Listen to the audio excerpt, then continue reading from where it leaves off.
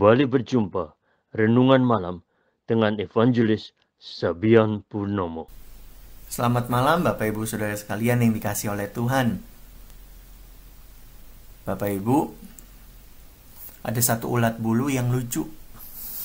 Ulat bulu ini dikenal dengan nama back shelter atau processional caterpillar, karena ulat bulu ini suka jalan berbaris. Ada satu orang yang coba iseng bikin percobaan. Dia lihat ulat-ulat bulu ini mengitari cetakan vas batu di tamannya, tapi ada celah-celah di barisan itu. Jadi diambil ulat bulu yang lain yang ada di sekitar, dimasukin ke barisan itu supaya nggak ada celah dalam barisannya. Dan dia tunggu, dia lihat. Ternyata mereka terus mengikuti teman yang di depannya, muter terus selama seminggu penuh. Jaraknya menurut artikel yang saya baca mungkin sudah 1 mil, lebih dari 1,5 kilo. Itu caterpillar atau ulat muterin cetakan vas. Mungkin gak ya Bapak Ibu Saudara sekalian, ini adalah gambaran orang Kristen zaman sekarang, mengikuti tren kemana ia berhembus. Lagi populer resto apa, berbondong-bondong. Fashion apa, pakai semua. Traveling kemana, rame-rame ke sana. Investasi apa, atau di Indonesia misalnya suplemen apa yang bagus buat menangkal virus COVID, dibeli, borong. Nggak ada salahnya ikut tren. Tapi bagaimana kalau kita renungkan ya pakai kacamata eagle eye dari atas gitu, kita nih di bumi sebenarnya cuma jadi ulat bulu tadi, yang hidung kita ngikutin buntut orang, nggak mikir ini mau kemana, pribadi atau fashion atau tren apa yang kita ikuti itu layak diikuti atau enggak, pokoknya ikut-ikut aja. Jadi ingat kita pengkhotbah yang kita baru renungkan kemarin minggu, dia bilang semua di bumi ini muter-muter doang, angin muter lagi, matahari terbit terbenam terbit lagi. Segalanya membosankan, dan kebosanan itu tidak terkatakan. Apa yang pernah terjadi akan terjadi lagi. Apa yang pernah dilakukan akan dilakukan lagi. Tidak ada sesuatu yang baru di dunia ini. Ada orang berkata, lihat ini baru. Tetapi itu sudah ada sebelum kita lahir. Orang tak akan ingat kejadian di masa lalu. Begitupun kejadian sekarang dan nanti tidak akan dikenang oleh orang di masa mendatang. Jadi kalau semua tren yang berbondong-bondong diikuti orang hanyalah siklus berulang dari zaman dahulu yang sebenarnya sia-sia, kemana kita mau cari makna hidup? Carinya pada Allah. Tapi gimana kita yang terbatas menggapai Allah yang tidak terbatas? Syukur karena Allah yang kita sembah tahu kita nggak bakal bisa mencapai Allah kalau dia nggak turun terlebih dahulu. Oleh karena itu di Filipi tertulis, kitab Filipi, Kristus yang walaupun dalam rupa Allah tidak menganggap kesetaraan dengan Allah itu sebagai milik yang harus dipertahankan, melainkan telah mengosongkan dirinya sendiri dan mengambil rupa seorang hamba, menjadi sama dengan manusia.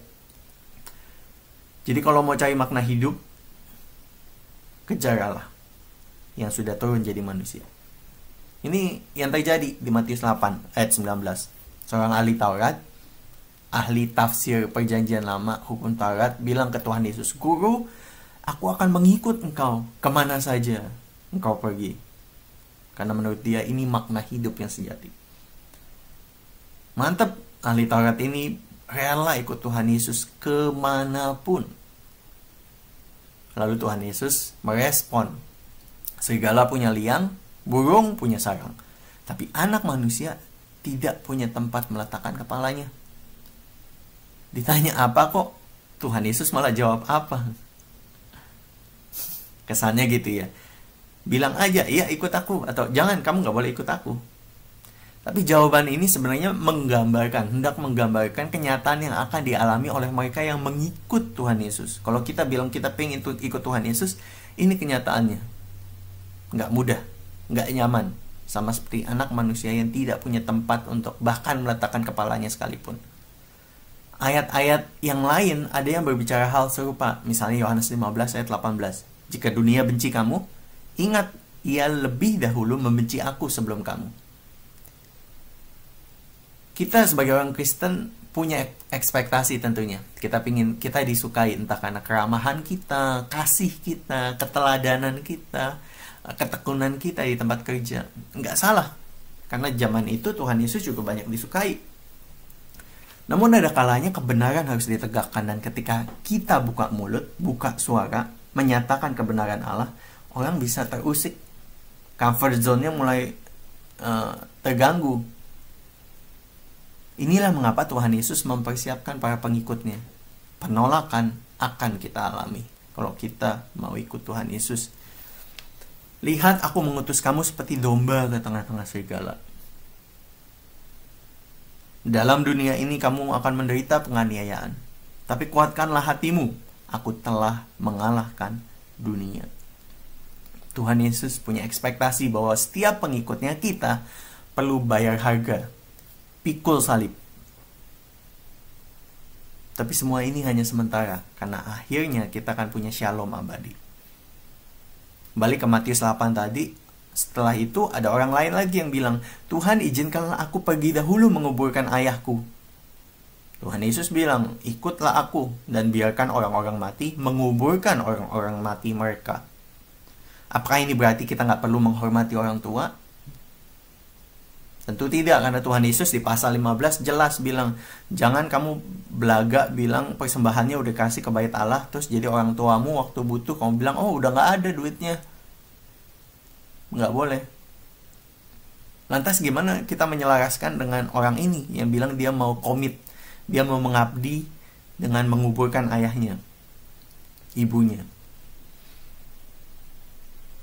Panggilan untuk mengikut Tuhan Yesus di bagian ini maksudnya adalah pengabdian terhadap Tuhan Yesus harusnya lebih tinggi dari pengabdian kita terhadap hal-hal lain. Matius 10, 37, 39 bilang, barang siapa mengasihi bapaknya, ibunya, anaknya laki-laki, perempuan lebih daripada aku, nggak layak ikut aku. Jangan kamu menyangka bahwa aku datang untuk membawa damai di atas bumi. Aku datang bukan untuk membawa damai, melainkan pedang. Pedang di sini adalah metafora pemisahan yang tidak terhindarkan bagi orang-orang yang mengikuti Kristus. Seperti yang terjadi pada saudara-saudara kita yang dibuang atau bahkan dibunuh oleh keluarga mereka di negara-negara tertentu karena menjadi pengikut Kristus. Jadi bagi kita yang mau mengikuti Tuhan Yesus, kita akan punya hidup bermakna. Nggak cuma ikut tren pasang surut. Tapi ngikut Tuhan Yesus ada prinsipnya. Pertama, ikut Tuhan Yesus gak gampang, bos. Kalau mau hidup enak, mudah, mungkin kita perlu evaluasi komitmen kita.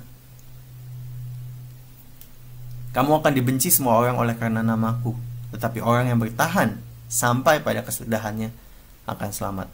Yang pertama, ikut Tuhan Yesus gak gampang. Yang kedua, untuk ikut Tuhan Yesus, kita perlu membenahi prioritas kita. Apakah itu hobi kita, target pribadi kita, tren kita, kesukaan kita, apakah itu punya tempat lebih tinggi dari Tuhan Yesus? Orang-orang yang demikian, kata Tuhan Yesus, nggak layak ikut dia. Jadi Bapak Ibu Saudara sekalian, mau cari makna hidup yang lebih tinggi dari tren-tren yang ada, kejar Tuhan Yesus.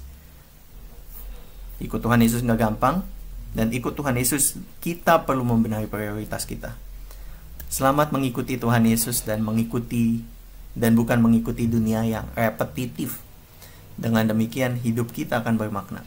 Tuhan Yesus memberkati.